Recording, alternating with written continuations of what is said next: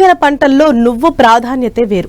దీనిలో నూనె 46 నుంచి 55% వరకు, ప్రోటీన్లు 20 నుండి 25% వరకు ఉంటాయి. తక్కువ పెట్టుబడులతో అధిక నికర లాభాన్ని ఆర్జించే పంటగా నువ్వు రైతుల ఆదరణ పొందుతోంది. అయితే వేసవిలో విత్తిన పైరులో చీడపీడల ఉధృతి అధికంగా కనిపిస్తోంది. వీటిని సకాలంలో నివారిస్తే మంచి దిగుబడులు పొందేందుకు అవకాశాలు ఉన్నాయంటూ తెలియజేస్తున్నారు యలమంచిలి వ్యవసాయ పరిశోధనా స్థానం శాస్త్రవేత్త హసీనా భాను.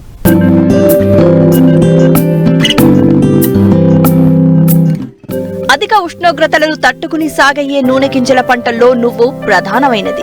ఈ ఏడాది ఏర్పడ్డ అనుకూల వాతావరణ పరిస్థితుల వల్ల ఉత్తర తెలంగాణ జిల్లాలతో పాటు ఉత్తరాంధ్ర, రాయలసీమ జిల్లాలలో వేసవి నువ్వును రైతులు విత్తుకున్నారు. కొన్ని ప్రాంతాలలో ఇప్పుడిప్పుడే విత్తుతున్నారు.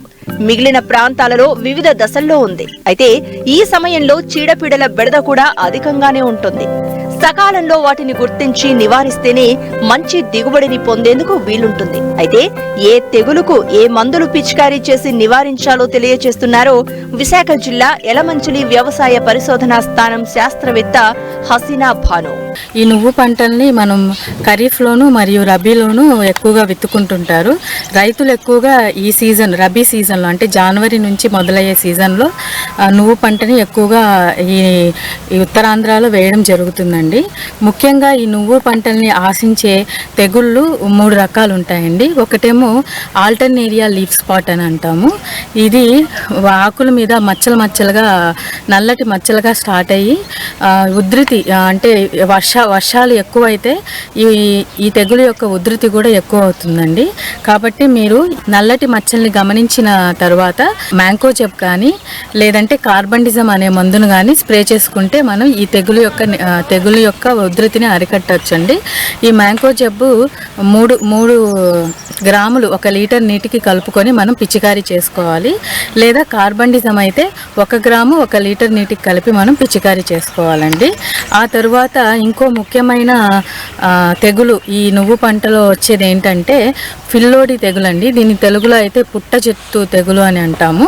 ఈ పుట్ట జుత్తు తెగులు ఒకసారి ఆశించితే దీనికి మనం ఎటువంటి నివారణ లేదండి. దీనికి ఎటువంటి రసాయనాలు పిచికారీ చేసినా కూడా అవి పనిచేయదు. ఎందుకంటే ఇది ఒక వైరస్ తెగులు లాంటిది. కాబట్టి దీనికి మనం ఒకసారి మనకి ఆ పుట్ట జుత్తు తెగులు వచ్చినప్పుడు ఆ మొక్కలని మనం తీసి కాల్చివేయాలండి. రాకుండా చేయాలి అనుకుంటే ఇది ఒక పురుగు వల్ల వ్యాపిస్తుందండి. ఇది లీఫ్ హాపర్ అనే పురుగు వల్ల. కాబట్టి అవి మనం పంటలో గమనించిన వెంటనే ఇమిడాక్లోప్రిడ్ అనే మందుని పిచికారీ చేసుకోవాలి. లేదా అసిటామిప్రిడ్ అనే మందుని 0.3 ml 1 లీటర్కి కలిపి మనం పిచికారీ చేసుకున్నట్లయితే మనం ఈ పుట్టజుత్తు తెగులును కూడా నివారించవచ్చండి. తర్వాత ఈ పుట్టజుత్తు తెగులు కాకుండా ఇంకొక ముఖ్యమైన తెగులు ఏంటి ఈ నువ్వు పంటలో అంటే కాండం కుళ్ళు తెగులు అండి. ఈ తెగులు ఆశిస్తే మొత్తం మొక్క అంతా ఒక్కసారిగా ఎండిపోతుంది. సో కాబట్టి ఇది భూమి నుంచి వ్యాపించే తెగులండి. కావున ఈ తెగులు వ్యాపించకుండా ఉండాలంటే మనం విత్తనాలని విత్తే ముందే కార్బండిజంతో విత్తన శుద్ధి చేసుకోగలిగితే ఈ తెగుల్ని మనం నివారించవచ్చు. ఒకవేళ మీరు తెగులు పొలంలో గమనించిన వెంటనే ఈ కార్బండిజంని మనం 1 ml 1 లీటర్ నీటికి కలుపుకొని పిచికారీ చేసుకోవాలండి. సో ఆ విధంగా కూడా మనం ఈ తెగుల్ని నివారించవచ్చు. సో ఈ 3 ముఖ్యంగా మనం ఈ పంటలో గమనించే ముఖ్యమైన తెగుళ్ళండి. సో ఇలా చిన్నగా మీరు యాజమాన్యం చేసుకోగలిగితే మంచి దిగుబడిని మనం పొందవచ్చండి. ఈ పంటలో ఆశించే పురుగుల గురించి మనం మాట్లాడుకున్నట్లయితే ముఖ్యంగా మనకి పంట మొదటి దశలో ఉన్నప్పుడు తామర పురుగులు అనేటివి మనకి కనబడతాయండి. ఈ తామర పురుగులు ఏం చేస్తాయంటే మొత్తం పత్రహరితాన్ని అంతా గోకి తినేయడం వల్ల ఆకంతా పాలిపోవడం జరుగుతుంది. కాబట్టి ఈ తామర పురుగుల్ని మనం నివారించడానికి ఈ మోనోక్రోటోఫాస్ అనేది 1.6 ml 1 లీటర్ నీటికి కలిపి మనం పిచికారీ చేసుకోవాలండి.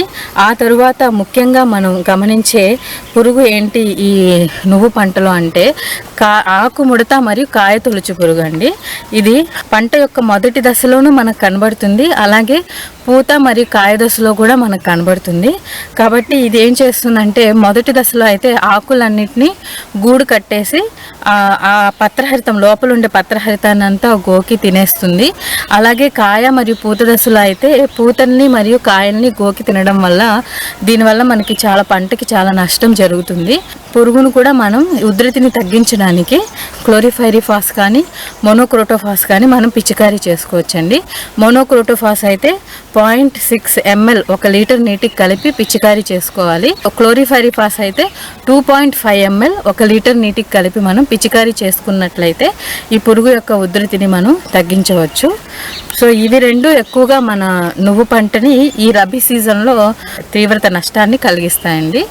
సో ఈ విధంగా మీరు యాజమాన్య పద్ధతుల్ని పాటించడం వల్ల మంచి దిగుబడిని ఈ నువ్వు పంటల్లో పొందవచ్చండి.